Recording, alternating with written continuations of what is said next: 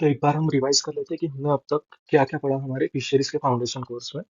सबसे पहले हमने फिशरीज और पिसिकल्चर में डिफरेंस देखा। फिशरीज क्या है, किसी भी वाटर बॉडी में अगर कोई भी चीज जिसका कमर्शियल इंपॉर्टेंस है तो वो फिशरीज में उसकी स्टडी होती है। बट पिसिकल्चर में सिर्फ फिशेस की स्टडी की जाती है। फिर हमने टाइप्स ऑफ फिशरीज देखे, दो टाइप के, कैप्चर एंड कल्चर फिशरीज। उसके बाद हमने ब्लू रिवॉल्यूशन के बारे में पढ़ा। फिर हमने कुछ इंडिजिनस स्पीशीज ऑफ फिशेस देखी एंड कुछ एक्सोटिक स्पीशीज ऑफ फिशेस देखी। उसमें इंडिजिनस में सबसे इंपॉर्टेंट रोहू, कतला, मृगल और तीनों के माउथ टाइप्स। एंड एक्सोटिक में तीन हमारे दो एक दो चाइनीज कार्प्स है हमारे पास और एक यूरोपियन कार्प है। उसके बाद हमने कुछ मरीन वाटर फिशेस के एग्जांपल देखे। मरीन वाटर फिशेस के आपको सिर्फ नाम पता होना चाहिए, उससे ज्यादा की जरूरत नहीं है। फिर हमने देखा पॉलीकल्चर प्रैक्टिस या कंपोजिट कल्चर क्या होता है। तो वो क्या होता है, किसी भी कल्चर में अगर हम एक साथ दो या दो से ज्यादा फिशेस को कल्चर करें, दो या दो से ज्यादा टाइप ऑफ फिशेस को या स्पीशीज ऑफ फिशेस को अगर हम कल्चर करें तो वो क्या कहते हैं, हमें उससे पॉलीकल्चर प्रैक्टिस। फिर हमने देखा क्या कुछ डिसएडवांटेजेस है पॉलीकल्चर प्रैक्टिस या कंपोजिट कल्चर के। फिर हमने देखा कि क्या कुछ हमें चीजों को ध्यान में रखना चाहिए ताकि हमारी यील्ड बढ़े, हमें कौन से टाइप के फिशेस को कल्टीवेट करना चाहिए। तो हमने उसके बाद देखा सिलेक्शन ऑफ कल्टीवेबल फिशेस। फिर हमने कुछ इंपॉर्टेंट स्टेप्स देखे फिश कल्चर के लिए लास्ट लेक्चर में, जो हमें करने पड़ते हैं जिससे हमारी यील्ड इंक्रीज हो। तो हमने क्या क्या पढ़ना पड़ता है, सबसे पहले हमें देखना पड़ता है कि पॉन्ड हमारे फिश कल्चर के लिए एक साइट देखनी पड़ती है, एक लोकेशन देखनी पड़ती है जहाँ पे हम हमारा फिश पॉन्ड डिजाइन कर सके। वहाँ पे प्रॉपर वाटर मैनेज करना पड़ता है। फिर उसके बाद पॉन्ड को फर्टिलाइज करना पड़ता है। फर्टिलाइजेशन ऑफ पॉन्ड मतलब क्या होता है, हमें organic and inorganic manure and fertiliser उन्हें प्रोवाइड करना पड़ता है। क्या होता है उससे, फर्टिलाइजेशन ऑफ पॉन्ड से प्लैंक्टॉन्स की ग्रोथ होती है, वो इंक्रीज होती है। प्लैंक्टॉन्स क्यों नेसेसरी होती है, क्योंकि इनिशियल स्टेजेस ऑफ फिशेस जो होती है, इनिशियल स्टेजेस में वो प्लैंक्टॉन्स पे ही फीड करता है। तो जितने ज्यादा प्लैंक्टॉन रहेंगे उतनी ज्यादा ग्रोथ होगी इनिशियल स्टेजेस में फिशेस की। उसके बाद हमें एक्वेटिक वीड्स एंड कोई भी अगर प्रेडेटरी ऑर्गेनिज्म है हमारे पॉन्ड में तो हमें उन्हें रिमूव करना पड़ता है। उसके बाद हमें superior quality of fish seed चाहिए ताकि हमारी फिश सीड इंक्रीज हो। तो superior quality of fish seed के लिए हमें क्या करते हैं, हम आर्टिफिशियल ब्रीडिंग करते हैं। हमने आर्टिफिशियल ब्रीडिंग के बारे में बहुत अच्छे से लास्ट लेक्चर में पढ़ लिया है। फिर हम फिश सीड को हैचरीज में इंट्रोड्यूस करते हैं। देन हैचरीज में जब फिश सीड हैच हो जाते हैं तो हैचलिंग्स निकलते हैं, हैचलिंग्स को हम नर्सरी पॉन्ड में डालते हैं। नर्सरी पॉन्ड में फिर फ्राई एंड फिंगरलिंग डेवलप होते हैं। देन फिंगरलिंग को हम रेजिंग पॉन्ड में डालते हैं एंड जब रेजिंग पॉन्ड में फिंगरलिंग की लेंथ 15 से 20 सेंटीमीटर हो जाती है तब हम उन्हें स्टॉकिंग पॉन्ड में डालते हैं।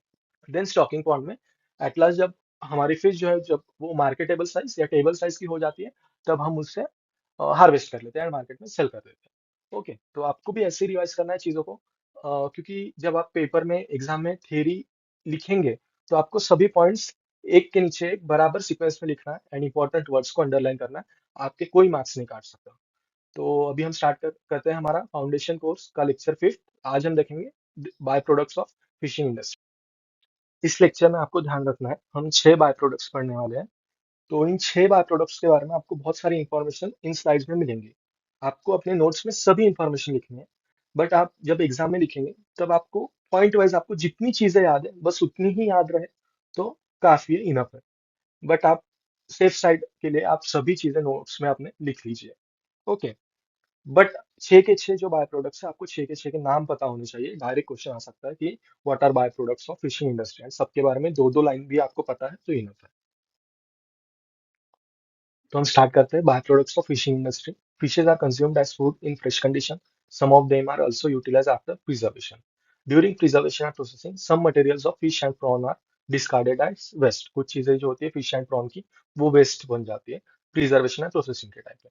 Similarly some trash and distasteful fishes are unsuitable for human consumption. सभी फिशेज कंज्यूम नहीं कर सकते, कुछ फिशेज जो होती है वो अनसुटेबल होती है।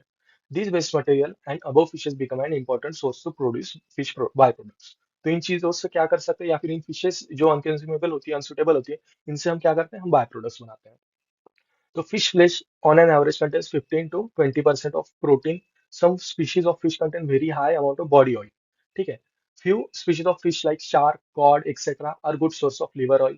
Fish processing and filleting industry turn out large quantity of fishery waste. Filleting मतलब क्या होता है? Filleting मतलब बोन्स से जो फ्लैश होता है उन्हें अलग करने के प्रोसेस को फिलेटिंग कहते हैं। And जिन इंडस्ट्री में बड़े बड़े इंडस्ट्री होते हैं इन चीजों के लिए, बड़ी बड़ी मशीनरी होती है, तो उन इंडस्ट्रीज को फिलेटिंग इंडस्ट्री कहा जाता है।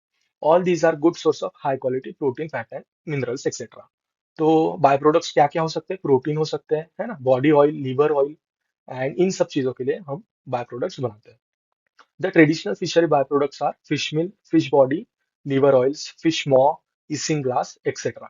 Fish protein concentrate, fish albumin, glue, gelatin, pearl essence, peptones, amino acid, fish skin leather, etc. are some other byproducts generally processed out of fish and fish waste.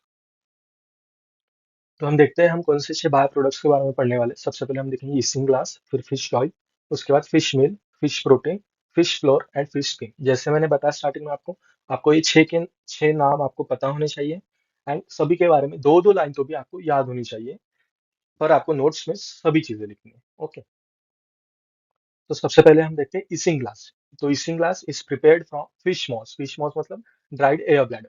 तो हमारे पास actually दो type की fishes होती है, एक ऑस्टियोक्थाइस and एक कॉन्ट्रिक्टाइस। ऑस्टियोक्थाइस मतलब बोनी फिशेज एंड कॉन्ट्रिक्टाइस मतलब cartilaginous fishes.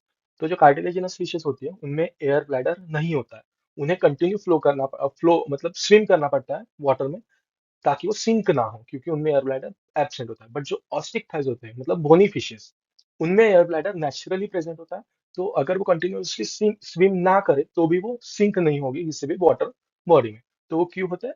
Because of presence of air bladder in osteichthyes. तो बोनी फिशेज में जो एयर ब्लैडर होता है, जब वो ड्राई हो जाता है तब उन्हें फिश मॉस कहते हैं।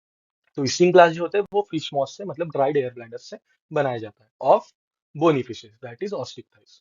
तो fish maws is soaked in water for 24 hours, washed and extruded, dried at 450 degree Celsius and then powder.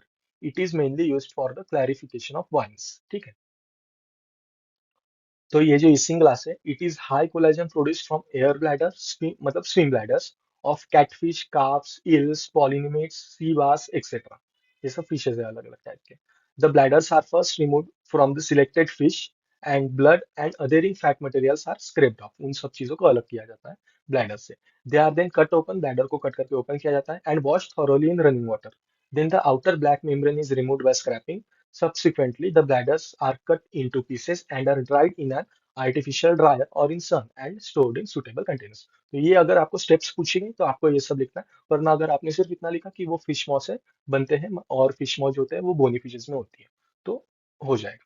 Uses क्या है ईसिंग ग्लास के? Isinglass so prepared is used for clarifying beverages like wine, beer and vinegar. Isinglass also reduces 2 to 0.05% of suspended solids in beer and increase filtration rate from 3000 to 11,000 liters. It can also be used as an adhesive base and in confectionery product, Indian ink, and as an efficient adhesive for glass, pottery and leather. तो आपको एक दो use तो भी इनमें से पता होने चाहिए। मेनली ये जो सबसे पहला यूज है for clarifying beverage like wine, beer, आपको ये याद होना चाहिए। एंड आप एक्स्ट्रा ये भी याद रख सकते हैं कि ये पॉटरी और लेदर मेकिंग में काम आता है। नेक्स्ट है फिश ऑयल। इन टैबलेट्स को आपने बहुत बचपन में आपने देखा होगा, 100%। आपके अभी भी कोई ना कोई आपके रिलेटिव होंगे जो इन टैबलेट्स को कंज्यूम करते होंगे। ये टैबलेट्स बहुत ही बेनिफिशियल होती है, बहुत मतलब बहुत लोग इन्हें कंज्यूम करते हैं। तो fish oil is an industrial product of high nutritional value because of its omega 3 polyunsaturated fatty acid. तो ये जो टैबलेट्स होती है ये ओमेगा 3 फैटी एसिड की टैबलेट होती है। तो ये omega 3 polyunsaturated fatty acid content currently valued for their beneficial effects on health. Moreover, although refining is performed by traditional method, there are new technologies with potential to be applied on fish oil. है ना, mostly traditional method से ही fatty acid को fish से जो अलग किया जाता है, बट आजकल नई टेक्नोलॉजी, नई मशीनरी आ गई है जिससे आर्टिफिशियली हम मशीन से फिश ऑयल को फिशेस से एक्सट्रैक्ट कर सकते हैं। तो देखते हैं fish oils. The oils from the fish are obtained by extracting from entire body of the fish और ओनली फ्रॉम द लीवर। सिर्फ लीवर से किया तो उन्हें हम लिवर ऑयल कहेंगे, अगर पूरे बॉडी से किया तो बॉडी ऑयल्स कह सकते हैं। The oil obtained from entire body is known as body oil and are grouped into drying and semi-drying oils. The drying oil comprises oil from sardine, salmon, herring, mackerel, anchovy, and whitefish, while the oil of sprat and carp constitutes semi-drying oil due to low iodine content. तो आपको ये sardine, salmon, आपने ये सब कुछ पहले पढ़ लिया, सब पहले लेक्चर्स में आ गया। कार्प क्या है, कौन से कार्प है, आपको पहले लेक्चर में आपको सब कुछ पता है। ठीक है, the body oil is edible and used for industrial purposes. Liver oil extracted from the liver is of medicinal importance and contain vitamin A. ठीक है, freshly extracted oils are differently colored from colorless to golden yellow, greenish yellow or even red. The oil extracted from the stale fish is darker in color and concentration of oil also varies from fresh to stale along with iodine content. तो अलग अलग fish से हम जब oil extract करते हैं तो अलग अलग फिश में अलग अलग कंटेंट, अलग अलग अलग ऑयल में अलग अलग कंटेंट होता है, कंसंट्रेशन अलग अलग होता है, किसी में आयोडीन ज्यादा हो सकता है, किसी में कम हो सकता है, वो डिपेंड करेगा अलग अलग फिशेस पे। नेक्स्ट देखते हैं हम liver oil. Fish liver oil consist of vitamin A, हमने अभी पिछले स्लाइड में देखा, mainly, and vitamin D in some species. These vitamins may be formed due to metabolic activities which might have been made their way into the liver and to be stored. Liver में ही mostly जो चीजें होती है वो store होती है, तो liver oil में ये सब चीजें मिलती है। Vitamin A mainly gets stored in the liver, but in large fishes this vitamin gets accumulated in viscera also in addition to liver. viscera जो होता है उनमें भी लिवर के अलावा ये विटामिन ए स्टोर हो सकता है। The dark colored liver in sharks yields higher concentration of vitamin A than the lighter colored ones, है ना। डार्क कलर लिवर में ज्यादा विटामिन ए मिलेगा then light colour of shark. Vitamin A content of liver lobes are varied markedly in different lobes. Some fish liver oil are rich in vitamin D. Tuna liver oil and cod liver oil contains 250,500 units per gram of oil respectively. Vitamin E in liver oil protect any oxidation of vitamin ए। तो vitamin E जो होता है वो vitamin A के oxidation से protect करता है, ठीक है। और ये टूना लिवर ऑयल और कॉड लिवर ऑयल का आपको ये रेशियो बताना चाहिए, ये 250,000 is to 500 units per gram of oil respectively. Next है हमारा कॉड लिवर ऑयल। तो cod liver oil is obtained from different types of cod fishes like gadus callarias and gadus morhua and other cods. ये दो cod fishes के example है। Vitamin A in the oil gets destroyed when exposed to sunlight and the oil becomes thicker when exposed to air. Hence, the oil should be properly stored to avoid the destruction of vitamin A by addition of certain preservatives like nor nordihydroguaiaretic acid, जो 0.05% का concentrate हो सकता है, and ascorbyl पैल्मिटेट जो 0.01% हो सकता है। In view of rich concentration of vitamin A and D with digestible fat, it is found to improve nutrition and calcification in patients with rickets and tuberculosis when used. It can also be used as supplement for children and can be applied to wounds and burns. तो ये सब हमारे uses हो गए cod liver oil के, and ये कुछ information है ये हमारे लिवर ऑयल के बारे में। तो हमारे दो बाय प्रोडक्ट्स हो गए, सबसे पहले isinglass, उसके बाद fish oil. Next by product है हमारा fish meal. So aquaculture has continued to increase its demand for fish meal and fish oil because these products have high nutritional value. ये चीज आपको अगर पेपर में आप लिखेंगे तो आपको अंडरलाइन करनी है, high nutritional value, and are easily digestible by other fish, ठीक है। Quality fish meal provides balanced amount of most essential amino acids, minerals, phospholipid and fatty acid, which help increase growth rate and overall production yield. तो ये जो fish मील होता है इनमें क्या सभी जो चीजें जरूरी होती है जैसे amino acid, protein, vitamin, mineral, phospholipids हो गए, ये सब चीजें बैलेंस्ड अमाउंट में होती है, ठीक है। Next, this type of feeds are also absorbed more efficiently by cultured fish, which decreases overall water pollution level and improves the efficiency of production systems. So fish meal is dry product having brownish gray color and mild to a fine to coarse powder. It is produced by removal of 90 to 95% of water and fat present in the raw material. Generally, oily pelagic fish is being used all over the world for fish meal manufacture. Almost all fish meal is made by cooking, pressing, drying and grinding the fish in machinery designed for the purpose. बड़ी बड़ी machinery होती है fish meal बनाने के लिए. Although the process is simple in principle, considerable skill and experience are necessary to obtain a high yield of high quality product and to make the plant efficient. Next हमारा बात product है fish protein. Fish protein concentrate मतलब FPC, इस पे आपको question आ सकता है, तो आपको इसका फुल फॉर्म याद होना चाहिए, और ये क्या है आपको ये भी याद होना चाहिए, आपका एमसीक्यू या फिर 1 मार्क क्वेश्चन भी इस पे पूछ सकता है। तो एफपीसी मतलब fish protein concentrate is a stable protein concentrate prepared from whole fish, पूरे फिश से, और अदर एक्वेटिक एनिमल्स और पार्ट्स देयरऑफ, या फिर उनके कुछ पार्ट से भी एफपीसी हम बना सकते हैं। Protein concentration is increased by removal of water, oil, bones, and other material. Traditionally dried or otherwise preserved product do not fall within this definition.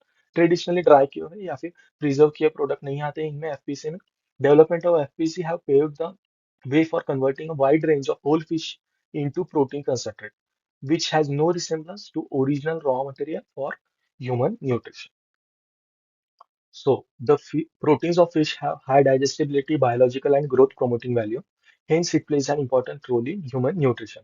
The available amino acids are more evenly balanced than the other proteins of animal origin, है ना, ये easily digestible होते हैं. Amino acid like lysine methionine are rich in fish protein. Lysine और methionine जो होते हैं वो ज्यादा मिलते हैं फिश प्रोटीन में। In general fish protein is somewhat superior to egg albumin, bean protein and casein and perhaps equal to chicken protein. ठीक है, केसिन मतलब मिल्क प्रोटीन होता है, केसिन मिल्क में जो प्रोटीन होते हैं उन्हें केसिन कहते हैं। तो 15 to 25% of protein is obtained from the fish muscle which forms the cheap sort. तो इस पे आपको सिंगल 1 मार्क क्वेश्चन या फिर एमसीक्यू पूछ सकते हैं कि सबसे ज्यादा जो प्रोटीन होता है वो कौन से ऑर्गन से मिलता है, तो वो फिश मसल होता है। The fish protein are extracted with dilute caustic soda solution from fish fillets or waste after removing the fat. The extracted material is dried after neutralization. This powder is white in color without any fishy odor and taste, containing 80 to 90% of solubilized protein. This is used as substitute for white of the egg in baking, confectionery। confectionery मतलब क्या होता है, ऐसी जगह जहाँ पे मिठाई, chocolate या फिर केक बनाए जा सकते हैं या फिर सेल करते हैं, तो उन्हें कन्फेक्शनरी कहते हैं। तो इन्हें क्या सब्स्टिट्यूट कर सकते हैं हम प्रोटीन्स को for white of egg in baking, confectionery, ice cream and pharmaceutical products. Next है फिश फ्लोर। फिश फ्लोर मतलब आटा। Fish flour is superior quality fish meal produced under strict control and care and forms an ideal protein supplement for human diet, even for infants of 3 to 4 months old. On commercial scale, it is produced by a sophisticated solvent extraction process। तो कौन सी process है? Solvent extraction process, ये आपको पता होना चाहिए। तो ये वही है sophisticated solvent extraction process. The process is complicated and is not expensive. Fish is chopped and washed. It is then boiled with dilute acetic acid at 80 degrees Celsius.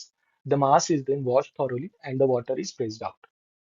This is then treated with petroleum to remove fat and also to increase its keeping quality. The mass thus obtained is then hydrolyzed with an alkali, alkali मतलब base, preferably with caustic soda, 10% at 80 degrees Celsius. The entire mass is then liquefied when it is neutralized with acetic acid. The liquid is then dried with a spray, which subsequently forms a dry, cream colored powder. तो uses क्या है fish flour के? It is considered as an ideal protein source to supplement diet for both adults and infants. It is used to enrich bakery products such as breads, biscuit, cakes, and soup. As the product contains high protein, near about 35%, it is very suitable for convalescing patients stuck with malnutrition and anemia. तो जो malnutrition या anemia से सफर करते हैं जो patient, उनके लिए ये फिश फ्लोर जो होता है वो बहुत ज्यादा फायदेमंद होता है। सो हमारा लास्ट बाय प्रोडक्ट है fish skin. So the skin of larger fishes is collected soaked in brine. Brine मतलब कोई भी सॉल्ट है उसका एक्वस सॉल्यूशन, मतलब किसी भी सॉल्ट को अगर हम पानी में घोल दें, मोस्टली NaCl, हमारा जो कॉमन सॉल्ट होता है टेबल सॉल्ट, अगर हम उसे पानी में घोल दें तो उसे ब्राइन कहते हैं। तो the skin of larger fish is collected, उन्हें soaked in brine and left for a day. On the next day it is salted and again put in brine containing 10% HCl। ठीक है।